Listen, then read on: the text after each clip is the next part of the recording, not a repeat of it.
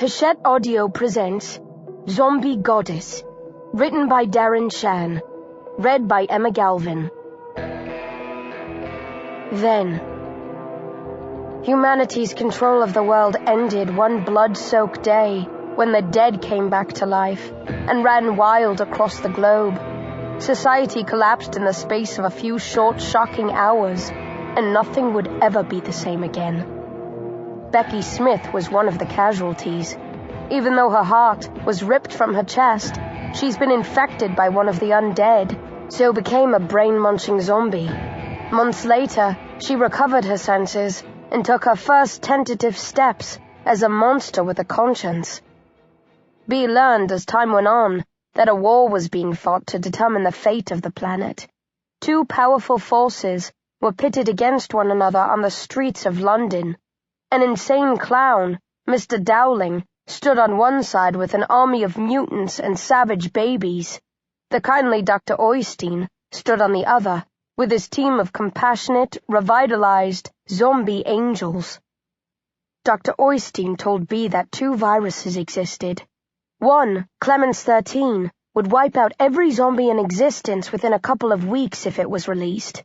The other, Schlesinger 10, would kill off all of the surviving humans just as swiftly. The doctor possessed a sample of the crimson zombie-destroying Clemens 13, but Mr. Dowling had gotten his hands on a vial of the milky white, human-annihilating Schlesinger 10, forcing a standoff. Having suffered more than most of her wretched kind, B eventually wound up in the clutches of the murderous clown, held captive in his underground lair. He professed his love for her, and she eventually agreed to marry him in exchange for his vow to stop killing. On their wedding night, reacting to some hidden command buried deep inside her head, she mentally ripped the location of his vial of Schlesinger 10 from his thoughts. Mr. Dowling attacked her, and they fought like tigers. B managed to escape with the aid of a cloned baby, whom she had nicknamed Holy Moly. Storing the vial in the cavity of her stomach, which had been carved open and largely emptied of intestines and internal organs, B headed for the surface, desperate to pass it on to Dr. Oystein, so that he could deploy his mixture of Clemens 13 without fear of retaliation.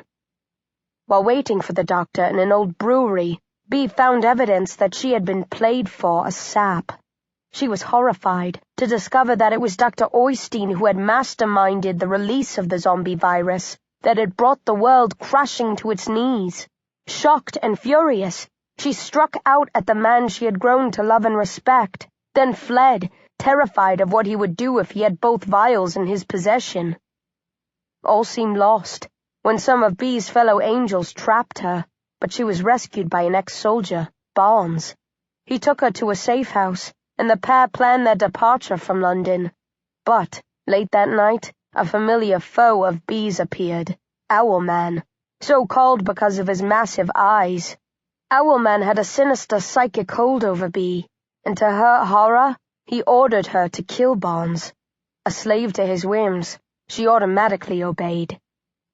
As B stared sickly at her dead comrade, Owlman pointed to the doorway, and Dr. Oystein calmly entered the old pub where she and Barnes had based themselves.